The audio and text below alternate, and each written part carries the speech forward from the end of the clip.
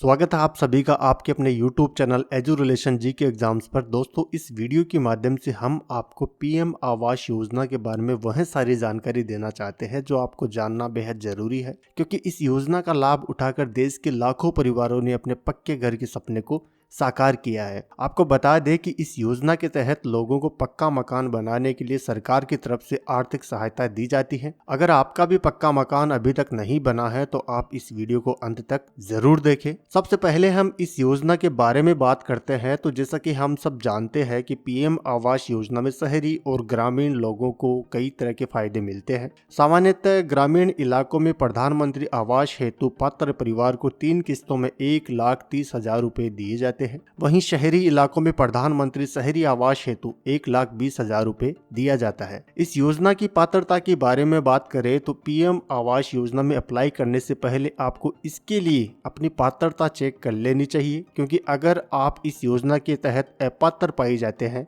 तो आपका application reject कर दिया जाता है। इसलिए सबसे पहले ध्यान रखिए कि आवेदक भारतीय मूल का होना चाहिए, आवेदक को पूर्व में इस योजना का लाभ न मिला हो, इसके अलावा आवेदक के पास स्वयं का पक्का मकान न हो, मतलब कि आवेदक के पास कच्चा मकान या टपरी ऐसी ही होना चाहिए। इसके अलावा आवेदक या आवेदक के परिवार के कोई सदस्य सरकारी नौकरी में नहीं होने चाहिए, और इसके अलावा आवेदक का परिवार आर्थिक रूप से कमजोर, कम आय समूह वर्ग श्रेणी के अंतर्गत आता हो। अगर आप इन सभी पैरामीटर्स पर खरा उतरते हैं तो ही आपको इस योजना का लाभ मिल पाता है, क्योंकि इसमें सबसे पहले लाभार्थियों की सूची जारी होती है और फिर अप्लाई करने वाले की जांच होती है।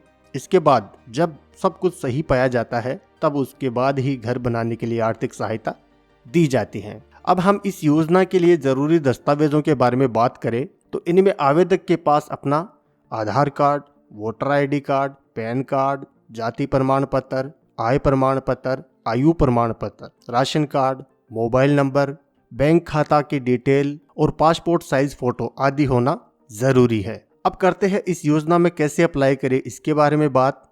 तो दोस्तों, इस योजना को आप 2 माध्यम से अप्लाई कर सकते हैं। जैसा कि हमने आपको पहले भी बताया है कि यह योजना ग्रामीण और शहरी दोनों इलाकों के लिए है। इसलिए अगर आप शहरी इलाकों के लिए अप्लाई करते हैं तो आप इस योजना की आधिकारिक वेबसाइट pmaymis.gov.in पर जाकर अप्लाई कर सकते हैं, या आप किसी नजदीकी CSC सेंटर पर जाकर भी इस योजना के लिए अप्लाई कर सकते हैं। इसके अलावा अगर आप ग्रामीण इलाके से संबंध रखते हैं तो आप इस योजना के लिए ऑफलाइन माध्यम से भी अप्लाई कर सकते हैं। इसके लिए आप सबसे पहले अपने ग्राम प्रधान से वार्तालाप कीजिए और अपने बारे में स्थिति बताकर इस योजना का लाभ ले सकते हैं।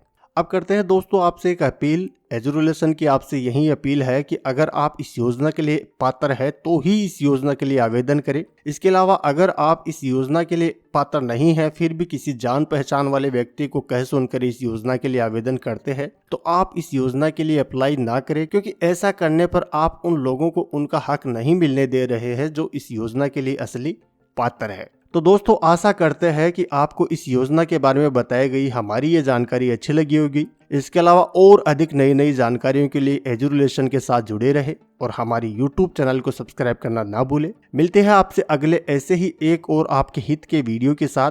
तब तक अपना ख्याल रखें और सुरक्षित रहे। Thank you.